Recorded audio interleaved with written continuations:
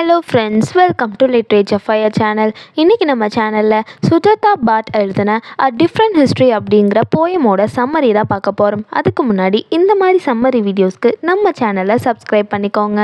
அதுக்கு முன்னாடி நம்ம போயட்டோட ஒரு குட்டி இன்ட்ரோ பார்த்துடலாம். இவங்க தான் சுஜாதா பட். இவங்க 6th May 1956 பிறந்திருக்காங்க. இவங்க ஒரு இந்தியன் போயட். இவங்களோட ரைட்டிங்ஸ் எல்லாமே ரிச் இன் கல்ச்சர் அப்படின்னு சொல்லலாம். சுஜாதா பாட் நிறைய ட்ராவல் பண்ணியிருக்காங்க. அந்த ட்ராவலில் அவங்க நிறைய இன்ஃப்ளூயன்ஸ் ஆகி தான் அவங்களோட ஒர்க்ஸ் எல்லாமே வந்துட்டு அவங்க கொடுத்துருக்காங்க. இப்போது நம்ம அ டிஃப்ரெண்ட் ஹிஸ்ட்ரி அப்படிங்கிற போயமோட சம்மரியை பார்க்கலாம். இங்கே நம்ம போயிட் வந்து எப்படி போயமை ஸ்டார்ட் பண்ணுறாங்க அப்படின்னா, ஒரு க்ரீக் காடை பற்றி சொல்கிறாங்க. அந்த காட் பேர் பேன், க்ரீக் காட் பேன். அந்த காட் எப்படின்னா ஒரு நேச்சரான காட், அதாவது இயற்கையை வந்துட்டு பாதுகாக்கிற ஒரு காட்.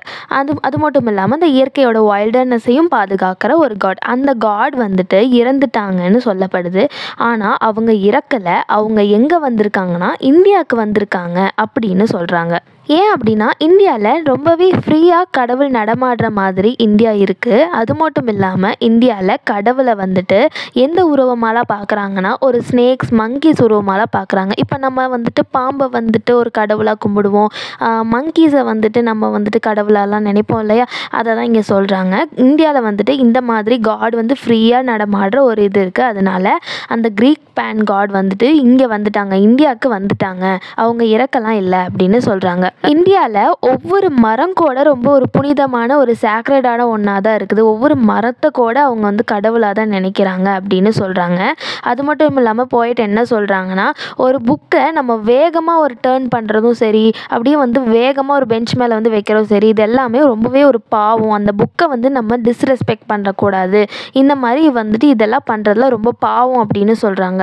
எதெல்லாம் வந்து பாவம்னு சொல்கிறாங்க அப்படின்னா, புக்கை வந்து காலால் உதைக்கிறது, அதுக்கப்புறம் வந்துட்டு டேபிள் மேலே புக்கை வந்து வேகமாக ஸ்லாம் பண்ணுறது, அப்புறம் கையில் வந்து சில பேர் ஸ்டைலாக சுற்றிக்கிட்டே வருவாங்க இல்லையா புக்கை, இதெல்லாமே வந்துட்டு ஒரு புக்கை டிஸ்ரெஸ்பெக்ட் பண்ணுறது தான் அர்த்தம் அப்படின்னு சொல்கிறாங்க. அதுக்கு பதிலாக எப்படி வந்து ஒரு புக்கை கேர் பண்ணிக்கணும் அப்படின்னு சொல்கிறாங்க அப்படின்னா, ரொம்ப ஒரு கிரேட் கேரிங்கோட பார்த்துக்கணும், ஒவ்வொரு பேஜஸையும் ரொம்ப ஜென்டிலாக தான் டேர்ன் பண்ணணும் அப்படின்னு சொல்கிறாங்க. எதனாலனா புக்கு வந்துட்டு லார்ட் சரஸ்வதி அப்படின்னு இங்கே மென்ஷன் பண்ணுறாங்க.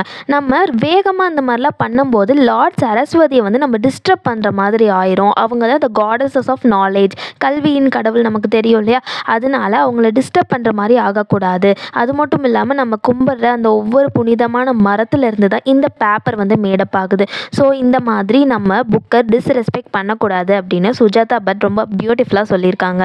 இப்போ அடுத்த இந்த போயமில் சுஜாதா பட் வந்து லாங்குவேஜை பற்றி சொல்கிறாங்க. அதாவது மொழி வந்துட்டு ஒப்ரெசர்ஸ்லாம் வந்து நம்ம மேலே திணிக்கப்பட்ட ஒன்றா அப்படின்னு கேட்குறாங்க. என்ன அப்படின்னா, இந்த மாதிரி நம்ம பிரிட்டிஷர்ஸ்லாம் வந்து இன்வைட் பண்ணுறாங்களே இந்தியாவை, அந்த மாதிரி வெளியிலேருந்து வந்து நம்மளை ஆதிக்கம் பண்ணவங்களால் திணிக்கப்பட்டது தான் லாங்குவேஜாக, அவங்கள வந்து டாமினேஷனாக பெரிய ஆளாக காமிச்சிக்கிறதுக்காக ஒரு டூலாக யூஸ் பண்ணது தான் லாங்குவேஜா அப்படின்னு சொல்லி கேட்குறாங்க. அண்ட் ஆல்சோ இன்னொன்று என்ன கொஷின் கேட்குறாங்கன்னா, லாங்குவேஜ் இந்த மாதிரி கிடையாது, ஒருத்தவங்களை வந்துட்டு அழிக்கிறதுக்காக லாங்குவேஜ் வந்துட்டு உருவாக்கப்பட்டதே கிடையாது அப்படின்னு சொல்கிறாங்க. இந்த மாதிரி காலனைசேஷன்ஸ்லாம் ஆச்சு இல்லையா, இந்த மாதிரி நம்மளை வந்துட்டு அடிமைப்படுத்தி வச்சுருந்தாங்க இல்லையா, இந்த மாதிரியான பெயின்ஃபுல் ஹிஸ்ட்ரிஸ் எவ்வளவோ இருந்தாலும் ஃப்யூச்சர் ஜென்ரேஷன்ஸ் இதெல்லாம் பொருட்படுத்தாமல் இந்த ஒப்ரெஷன்ஸ்ன்னு நினைக்காம ஒரு லாங்குவேஜை ரொம்ப லவ் பண்ணி ரொம்ப எம்ப்ராஸ் பண்ணி அந்த லாங்குவேஜை அவங்களுக்குள்ளே எடுத்து அந்த லாங்குவேஜை அவங்க வளர வைக்கணும் அப்படின்னு சொல்கிறாங்க. ஸோ இதை சொல்லி தான் சுஜாதா பட் ரொம்ப பியூட்டிஃபுல்லாக இந்த போயமை எண்ட் பண்ணியிருக்காங்க. So that was the end of the poem a different history.